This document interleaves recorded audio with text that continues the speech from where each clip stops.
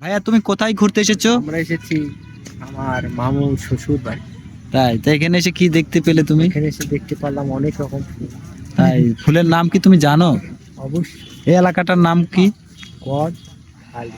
ও, তাই নামটার মধ্যে কি মানে ফুলের কোনো মানে গন্ধ পাচ্ছো?